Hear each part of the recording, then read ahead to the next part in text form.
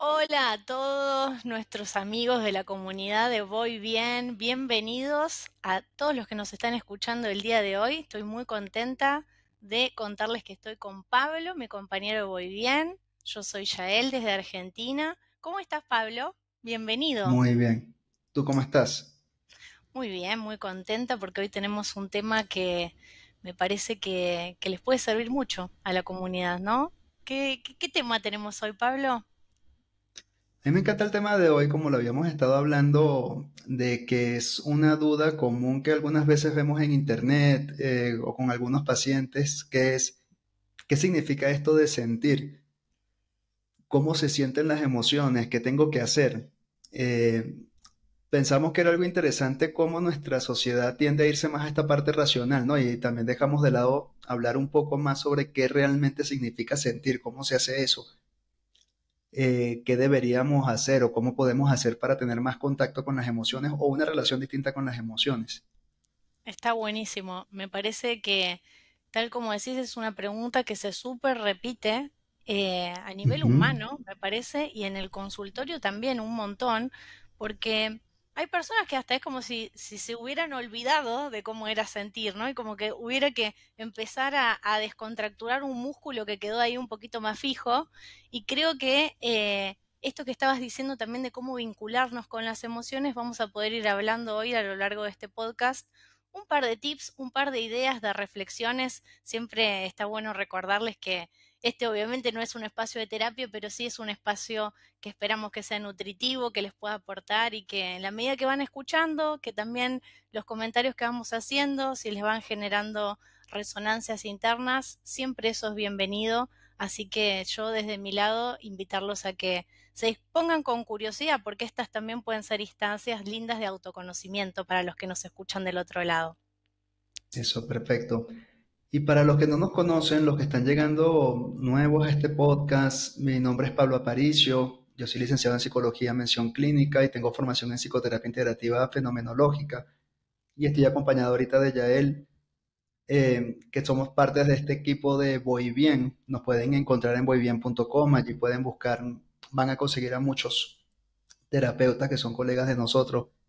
A Yael Collante la pueden conseguir allí eh, entre los psicólogos me pueden encontrar a mí, pueden encontrar artículos, pueden encontrar más información sobre estos podcasts. La idea es que tenemos de tratar de traer esta información de psicología que sea como muy amigable. Habíamos estado hablando también de esto de querer hacer estos espacios de podcast que no se sientan tan técnicos, sino que sea algo muy amigable, muy del día a día, para tratar de aportar un poco más de conocimiento que es tan importante en la parte de la psicología, ¿no? La psicoeducación. Y bueno, empezando por este tema, ¿hay algo más? Disculpa que no sé si me faltó también agregar algo más para tu presentación, porque te presenté sin Yo darte soy, ese espacio. yo soy psicóloga humanista, trabajo también con todo lo que son herramientas más bien psicocorporales, meditación también, así que siempre que tengo que escribirme es como que me trato de decirlo, pero se me vienen las titulaciones. Simplemente está muy bien esa presentación. Nos pueden encontrar, como decía Pablo, en la web y ahí van a encontrar más de nuestros títulos y todo lo demás, pero quizás en resonancia con nosotros también nos pueden conocer más a medida que vamos charlando. Así que sin más, ¿te parece si arrancamos, Pablo? Arrancamos. Muy Dale. bien. Estábamos hablando sobre entonces sobre esto de cómo sentir las emociones. ¿Qué se te ocurre a ti ya? ¿Cómo sería esto? ¿Cómo empezamos a formar quizás ese concepto o ese primer contacto con las emociones en nuestro desarrollo? Está buenísima la pregunta. Me parece que acá realmente puede estar muy relacionado también cómo esto se va configurando en nuestras primeras etapas de la vida, en nuestra infancia, y en cómo también fuimos acompañados en ese despliegue de lo emocional por nuestras figuras significativas, que pueden ser mamá, papá o nuestros cuidadores de referencia.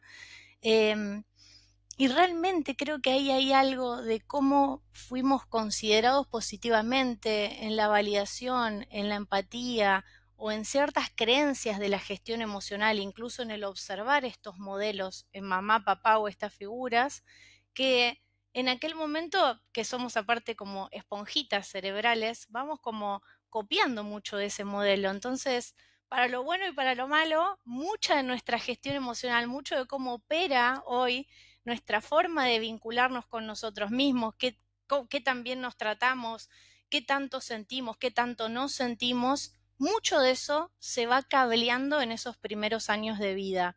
¿Qué pensás vos de esto, Pablo? Sí, yo creo que esa parte es muy importante porque las emociones pasan a ser como un tipo de comunicación distinto al lenguaje racional. Si nos damos cuenta, ya una madre con su hijo empieza a comunicarse cuando empieza a sentir el llanto del bebé, cuando lo ve así que decimos como que está apagadito el bebé, la mamá se va haciendo más intuitiva con el hijo y dice, yo lo veo él como apagadito, como que está triste, algo debe tener. Entonces, esa emoción que le transmite el bebé y que ella puede sentir también es un medio de comunicación para poder saber qué hacer o tener así esas pistas. De esa forma, el niño cuando va creciendo, yo creo que también es como de esperarse esto de que va normalizando el sentir y que las emociones pueden ser algo que también que nos puede ayudar a comunicarnos. Y las emociones también que son algo tan parte de nuestra vida. Hablando de la emoción, por ejemplo, del miedo. El miedo es una emoción que nos ayuda, nos pone como en alerta del mundo, de las cosas que pueden ser peligrosas para nosotros. La psicología ha estudiado que el único miedo que tenemos innato es el miedo a las alturas. Cuando se hacían estudios en las emociones, el único miedo que tenía un bebé era el miedo a la altura. Cuando lo ponían en un lugar alto, él se asustaba. Y es algo también intuitivo o instintivo, mejor dicho, de supervivencia. El no estar en un lugar alto porque puede poner en riesgo su vida. Los demás miedos se fueron desarrollando, creando por aprendizaje. Generalmente se va descubriendo que el niño va viendo que si mamá le tiene miedo a algún insecto o papá, algún animal, alguna situación, el niño es como estaba diciendo ya él, es como que va absorbiendo esa información y va diciendo, bueno, si eso le tiene miedo a mis padres es que debe ser peligroso. Claro, esto es todo un aprendizaje por observación. Entonces también a él le crea esa emoción de miedo para protegerse, para tener cuidado de que no le vaya a hacer daño a él también.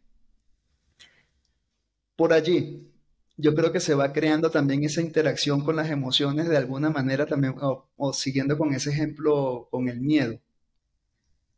Quizás, yo creo que como para ampliar un poco más esta idea, tomando en cuenta también lo que estaba diciendo ya él en este momento de que para bien o para mal, porque también para mal algunas veces esas emociones se pueden como ir distorsionando.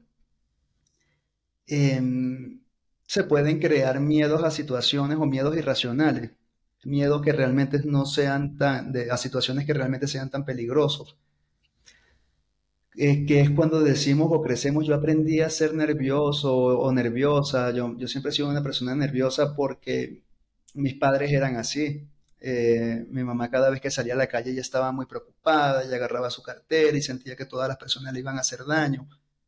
Entonces, claro, un niño va observando eso y va sintiendo como que el mundo puede ser un lugar muy hostil y puede ir aprendiendo también a manejarse con esa emoción de una manera distorsionada, distorsionando la forma en la que percibe la realidad o que percibe el mundo.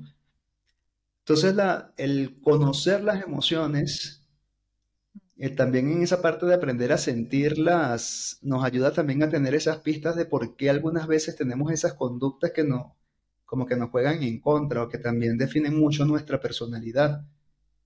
¿Qué piensas tú de eso, Jane?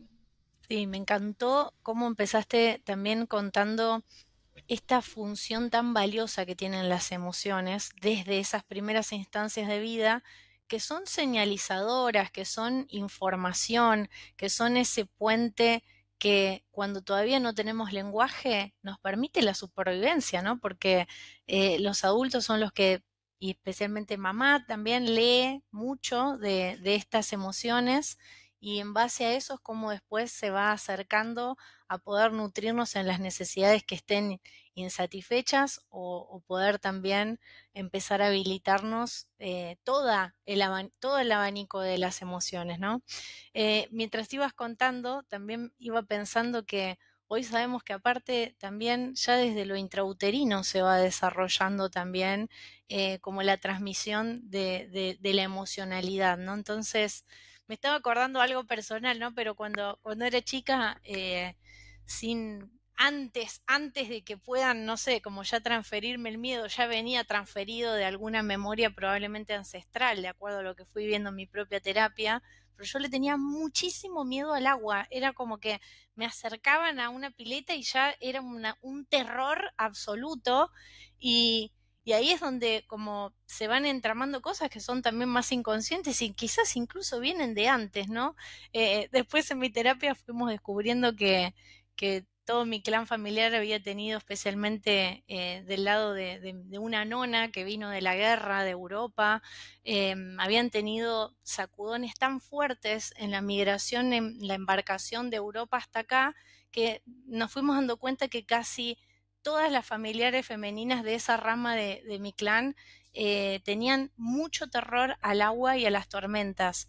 Y poder saber eso a mí me permitió como especialmente que mi mamá, porque yo era muy chica, pudiera ir forjando los recursos necesarios para atravesar ese miedo y aunque no quería para nada, poder ir desarrollando también como una especie de resiliencia interna para aprender a nadar, ¿no? Así que, y hoy soy una fanática del agua, entonces digo, qué interesante en ese conocernos que vos estás nombrando, qué parte importante para comprendernos, para ver el origen y para empezar después a ir encontrando los recursos que nos faciliten, bueno, atravesarlos también, ¿no? Las emociones.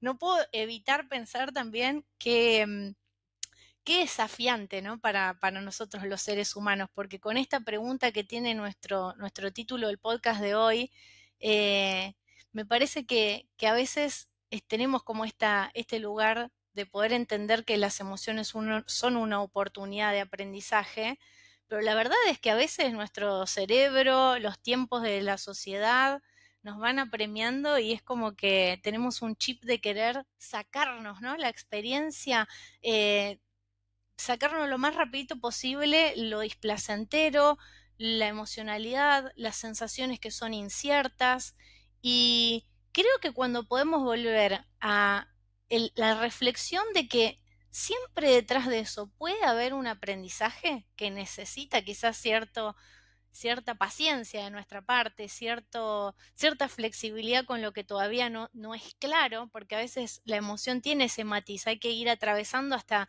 como por un puente medio oscuro hasta que después algo se va liberando. Ese muscular, esa flexibilidad psicológica creo que puede ser una herramienta muy importante, ¿no? Creo que va por ahí. ¿Cómo lo venís viendo, Pablo? ¿Qué tenés como qué te va surgiendo con lo que voy diciendo? Me encanta esa parte de flexibilizar. Cuando estabas hablando, recordé Mm, una clase que fui una vez en el centro yunguiano en Caracas, en Venezuela, que estaba una profesora de filosofía que nos estaba hablando de la relación que tenemos en nuestra sociedad con las emociones. Yo recuerdo más o menos el ejemplo que daba ella, que ella lo explicaba, ella tenía como una hipótesis de que nosotros constantemente estamos buscando ese equilibrio, ¿no? En nuestra vida, en las emociones, en sentirnos bien de forma individual, y ella planteaba también que como colectivo, como sociedad, también estamos como que en esa búsqueda de encontrar ese equilibrio, ese centro. Y ella decía que nuestra sociedad en algunas ocasiones se ha ido a extremos. Y ella ponía como ejemplo también como la sociedad griega que empezó con mucho contacto con la parte emocional. Y esa parte emocional hacía llevarse con mucho contacto em, con las diosas, con la feminidad, que es la que se asocia generalmente a más esa parte emocional. Aquí yo hago un paréntesis porque la teoría junguiana plantea que dentro de cada persona de sexo masculino o femenino nuestra psique tiene un aspecto que es femenino y un aspecto que es masculino. Y esa teoría plantea que nosotros los hombres también podemos aprender a desarrollar más nuestro aspecto femenino de la psique para tener más contacto con la intuición, con las emociones. Entonces, dentro de ese ejemplo estaba que la sociedad griega tenía más contacto con la naturaleza, con los sueños, con la intuición. Habían muchas diosas que eran muy importantes, como Atenea, Afrodita, Perséfone, eh, la misma, todas estas diosas y tenían un papel muy importante dentro del Olimpo. Ella hablaba que el mundo se fue desarrollando a otro extremo, al extremo racional, que llegaron los romanos con las reglas, con lo racional, con la parte masculina, con la guerra, con la fuerza, y dominaron a los griegos. Se impuso el pensamiento racional, las leyes, eh, otro modelo social. Y desde ese punto es como que nuestra sociedad ha estado más en contacto con la parte racional y dándole mucha importancia y se ha ido de lado la parte emocional, la parte también que es tan importante que aprendamos a desarrollar. Y ella planteaba esa hipótesis, que era a la idea que quería llegar después de todo esto, que era que parecía que nuestra sociedad está en esa búsqueda y en esta época todavía no sabemos en qué va a desencadenar esto, pero sí llama la atención que actualmente se le da más apertura a hablar de las emociones, hay más apertura a hablar de la meditación, del yoga, del zazen, del mindfulness, y es como que intuitivamente estamos buscando volver a hacer más contacto, integrar más nuestra parte de las emociones y darle espacio, quizás buscar la forma que conviva tanto esa parte racional con la parte emocional. Cuando digo esto es porque las emociones no tienen un lenguaje como el racional. Las emociones, y lo estábamos hablando ahorita antes de empezar el podcast, de que las emociones tienden a describirse como subjetivas. Porque si nos damos cuenta y si lo pensamos en este momento y podemos hacer también el ejercicio desde casa, con nuestra pareja, con nuestra familia, de preguntar qué es el amor para ti o cómo describirías tú la felicidad. Y nos vamos a dar cuenta de que cada persona tiene como que una forma distinta de conceptualizar o de sentir o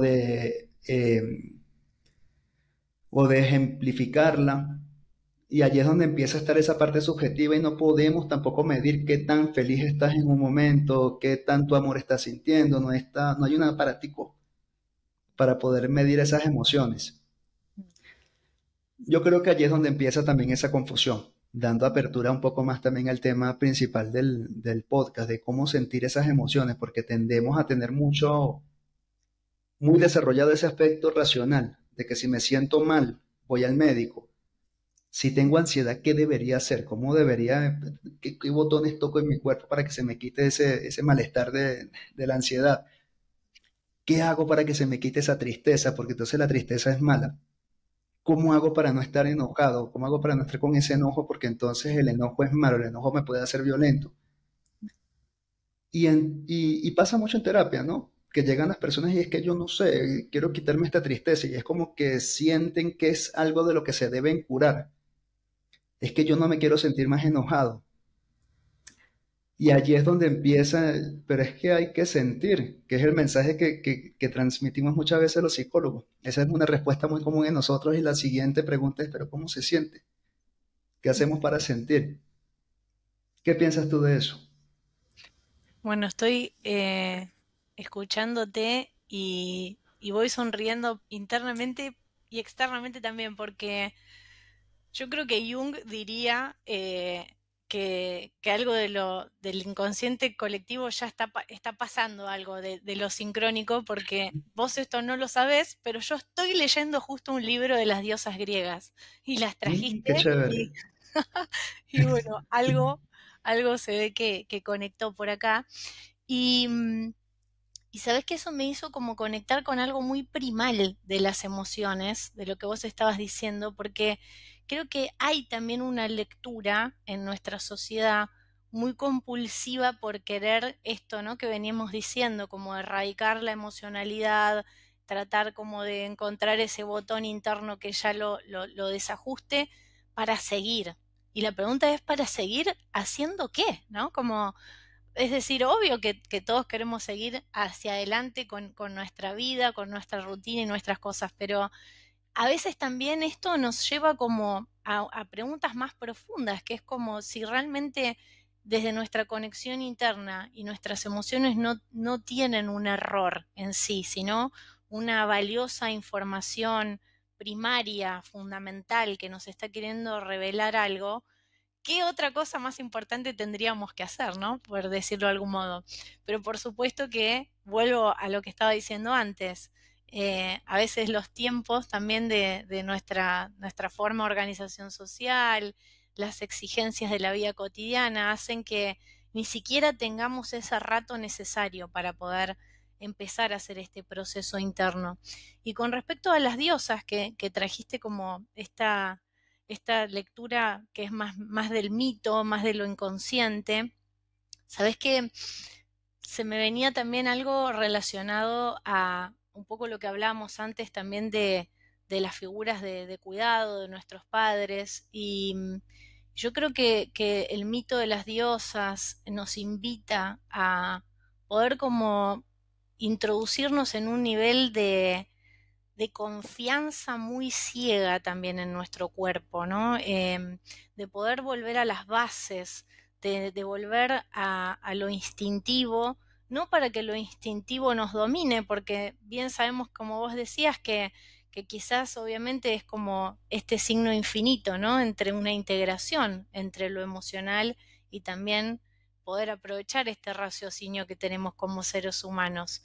Pero creo que a veces, y me lo relacionaba con esto que decías de cómo cierta cultura empezó a introducir normas más de lo mental, más de la regla, más de la imposición de cierto sistema y cierto orden, y la parte como más emocional, la energía más femenina, que no estamos hablando de lo genérico necesariamente, creo que invita como al soltarnos también, ¿no? Al poder empezar a confiar en qué es eso que quizás nos da un poco de miedo, nos da un poco de...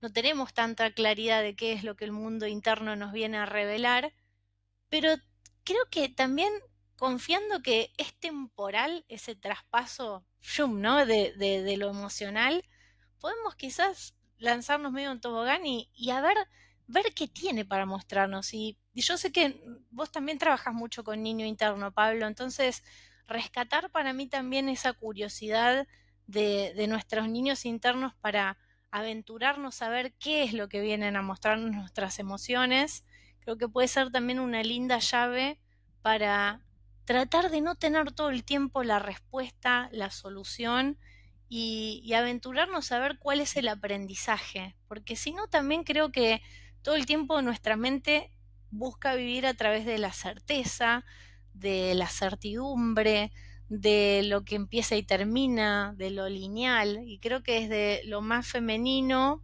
vuelvo a insistir, no por lo genérico, pero sí desde como esa sustancia primal que todos también tenemos, hay algo importante del sumergirnos y sencillamente sentir, ¿no? Me estoy yendo mucho por las ramas, quizás, no sé qué sentir con lo que estoy diciendo. No, no, sí, yo creo que se entiende bastante bien la idea de yo te estaba escuchando y estaba sintiendo también algo como de hablar de la parte de las pasiones, que también nos ayuda a conectarnos y al aprender a sentir esas emociones, a sentirnos a nosotros, a nosotros mismos y a entrar profundamente en nosotros, nos ayuda también a equilibrarnos bastante en la vida. Yo creo que ampliando esa idea puede ocurrir, por ejemplo, y retomando también la idea de qué podemos hacer para sentir, cómo es esto de sentir las emociones. Que hay cosas que nosotros podemos sentir que nos pueden dar felicidad, gratitud, que nos conecta con nuestras pasiones, y algunas veces nos desviamos de esa energía que es nuestra, muy individual, muy muy nuestro potencial humano, cuando nos dijeron que era algo que estaba mal. Por ejemplo, hay personas que pueden sentir que se sienten muy bien en alguna rama, pero de trabajo, de estudio, pero entonces de pequeño los padres les decían, pero no estudies eso, eso es malo, eso no está bien, eso no te va a dar dinero, mejor estudia otro tipo de carrera, o haz este tipo de oficio, que esto no sirve para nada. Y las personas se van alejando también de conocerse y de explotar realmente ese potencial que tienen. Creo que algo similar puede ocurrir también como con las emociones, que como lo estabas explicando ahorita, que estaba eso muy, muy, muy bien, hablar del mensaje que nos podemos perder, de que nos pueden traer las emociones en distintos momentos de nuestra vida. Cuando los padres nos van enseñando no llores, llorar es malo, no te puedes mostrar débil ante los demás, no te puedes mostrar vulnerable, no te enojes, porque entonces el enojar puede llevar a la violencia, puede llevar a que hagas algo malo. Entonces, donde tenemos una relación distinta con las emociones, aprender a sentirlas, a tener también esa parte de esa inteligencia emocional, el no descartarlas. Yo, por ejemplo, a mí no me parece que esté bien poner dentro de esta categoría las emociones como las negativas y las emociones positivas, sino que las emociones son emociones.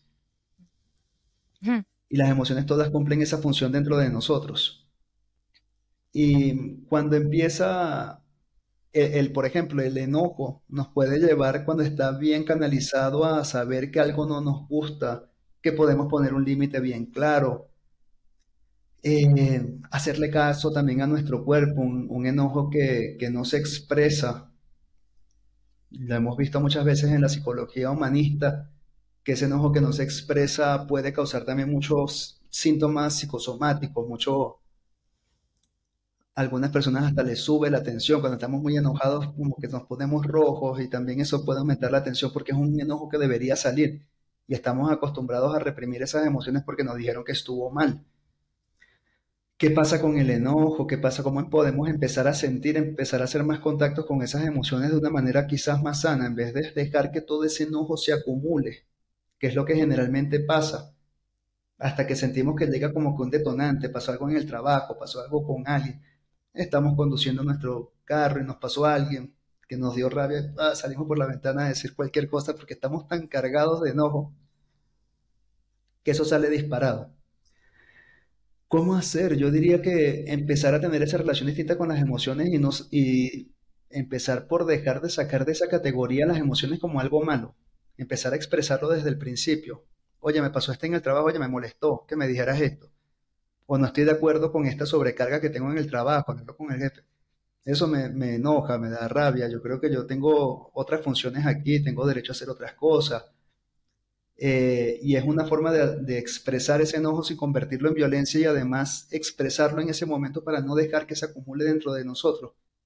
Y cuando no dejamos que se acumule todo eso, ya cuando pasan esas situaciones que pueden ser detonantes, si no estamos tan llenos y tan acumulados, no sale ese disparo del enojo. O como puede pasar también con la tristeza, que la tristeza puede llegar a acumularse podemos ser muy autocríticos cuando nos sentimos mal. Es que si yo me echo a llorar, me van a ver como una persona débil. Eh, yo recuerdo, aquí hablando también de una anécdota personal, Mm. que a mí hace años falleció mi mamá y yo me acuerdo que yo lloré bastante, hacía mucho contacto con la tristeza y una vez llamé a, a una tía porque me sentía como que quería hablar con alguien, quería expresarme porque estaba como muy cargado. Cuando llamé a mi tía, lo primero que hice como que le dije dos o tres palabras y enseguida me fui en llanto. Y yo me acuerdo que estaba así muy cargado de la tristeza. Ahorita me río porque me acuerdo que mi tía, ella se asustó mucho y empezó, Pablo, Pablo, no llores, no llores, Pablo, no llores. Vamos a rezar, vamos a... Entonces, yo como psicólogo, en ese momento yo sabía, había una parte de mí también que estaba ese contacto también racional que estaba bien, así como que me decía yo mismo, pero es que no está nada de malo llorar. Me llamó la atención cómo mi tía se preocupó muchísimo porque me escuchó llorando. Y por dentro yo pensé como que si mi tía supiera lo sano y necesario que es esto en este momento. Y en un momentico fue como que se me cortó el llanto. Y fue también como por atender esa preocupación de mi tía. Le decía, no tía, pero no te preocupes, no pasa nada, es que quería hablar con alguien, este, pero yo estoy bien. Era nada más que quería hablar contigo un rato. Vale, pero no, si te sientes así, avísame o buscamos algún médico para que te pase algo, para que no estés llorando tanto, que no sé qué más. Entonces, son ese tipo de cosas que yo sé que no soy el único que le ha pasado. Que entonces nuestro cuerpo tan sabio que es, algunas veces necesita de esos momentos de contacto con esas emociones también para drenar toda esa carga que sentimos adentro, para no dejar que se acumule, por ejemplo, en el caso de la tristeza, para que eventualmente pueda magnificarse hasta una depresión, para que ella no evolucione a una depresión. Entonces, volviendo también a ese tema del podcast, no está mal sentir, no está mal algunas veces también hacer contacto, a pesar de que racionalmente no entendamos por qué necesito llorar, cuál será esa función específica que tiene en mi cuerpo, cuál será esa función específica que tiene en mi psique. Es una válvula de escape, quizás de una forma tratando de darle ese toque racional para tratar de entenderlo un poco más, pero que es necesaria para drenar esas tensiones del cuerpo. La tristeza también se ha encontrado tantas veces que es una emoción tan necesaria para que podamos reflexionar sobre situaciones que no reflexionamos cuando estamos en otros estados de ánimo. Y eso ayuda a que siga madurando nuestra psique. Entonces, cuando nos privamos de sentir emociones como la tristeza, también es como que estamos privando a nuestra psique de seguir madurando, de seguir creciendo, de seguir aprendiendo, de que sigamos creciendo personalmente, espiritualmente, de tener esos recursos también como válvulas de escape, como también puede ocurrir con el miedo, que también lo estábamos hablando también al principio del podcast, ¿no? De que para bien o para mal a veces esas emociones también nos pueden jugar en contra cuando no tenemos una buena relación con ellas. Porque el miedo sí muchas veces se puede magnificar y algunas veces también podemos crear esos miedos irracionales. Y aquí yo también hago un paréntesis, no quiero decir que una persona que tenga un miedo irracional sea una persona que esté haciendo algo malo o que tenga algo malo en la psique, sino que son parte también de nuestra vida. Podemos crear situaciones porque asociamos que si un accidente o asociamos algo como que algo más grande, quizás como ese ejemplo que nos estaba dando ya él al principio de su experiencia con el agua, donde ya un miedo que se heredó en su familia porque se iba transmitiendo de generación en generación.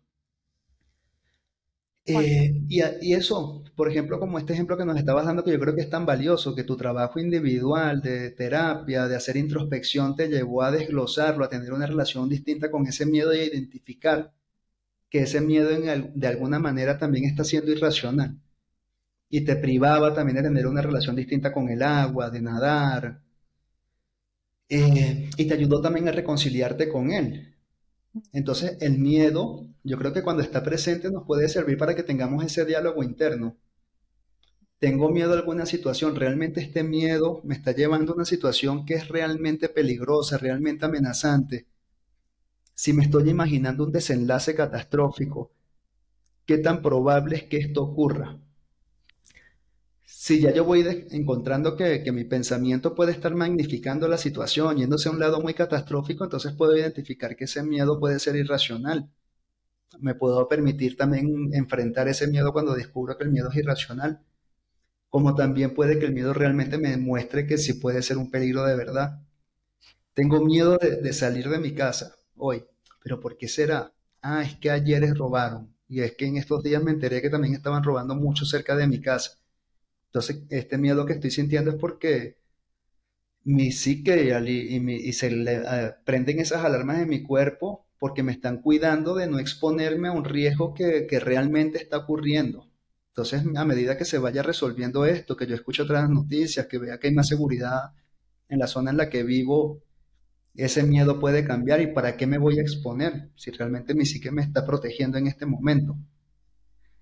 Entonces, esa, yo creo que en esencia es la idea de cómo sentir esas emociones en vez de querer curarlas, en vez de querer quitarlas, en vez de crear ese concepto o alimentar ese concepto de que las emociones nos hacen ser vulnerables o débiles. Es más valioso cuando aprendemos a hacer esa alianza con las emociones. Y hacer alianza con las emociones es, es tener esos recursos que nos ayudan para de forma muy valiosa de aprender a desarrollar más nuestra intuición, de aprender a tener una relación distinta con nuestros pensamientos y con nuestras creencias. Totalmente, Pablo. Y para empezar como a ir cerrando, me parece que esto que decías del diálogo interno con las emociones, eh, me gustaría dejarles así un mini recurso a los que nos están escuchando. Quizás podrían empezar a preguntarse cuál es esa emoción más difícil que no dejo ingresar, cuál es esta emoción que siento y aunque sea desafiante, viene como a visitarme internamente.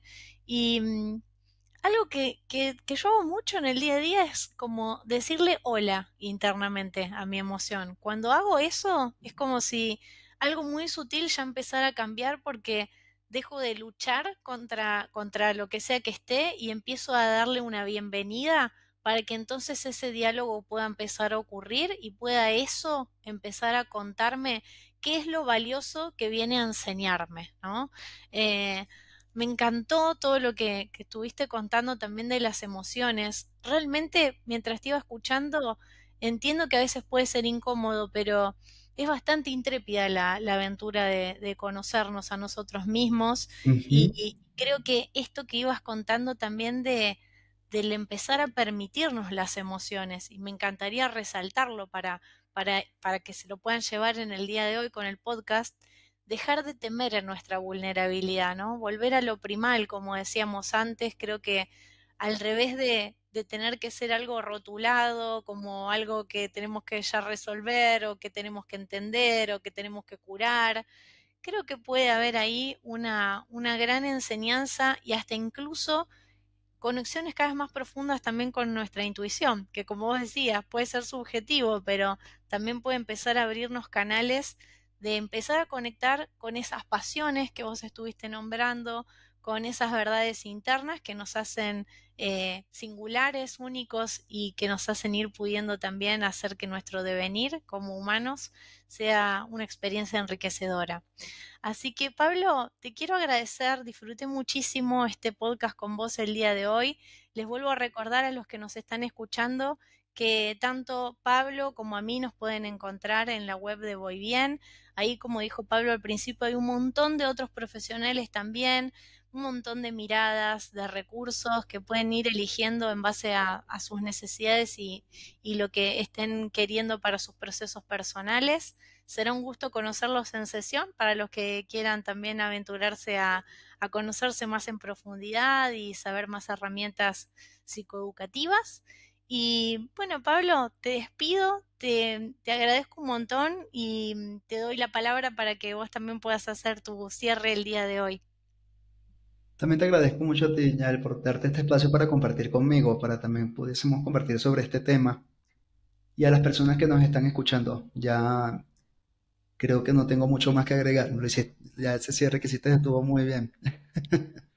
Y más que nada, bueno, también invitarlos a los que nos estén escuchando a que puedan ver los otros podcasts que vamos a estar subiendo, que nos puedan ir siguiendo, que puedan ver los títulos, a ver qué les llama la atención, para que Que nos puedan sigan tener en algo las para ustedes redes. también. Que nos Ujú. sigan en las redes también, que ahí van a ver Sí, también lindo material que se está empezando a subir cada vez más en el Instagram de Voy Bien, también nuestras cuentas personales. Así que estemos cerquita, comunidad, así seguimos también aprendiendo juntos. Pablo, te eso. mando un abrazo enorme y un abrazo también a todos los que nos están escuchando. Bye. Igualmente, bye bye.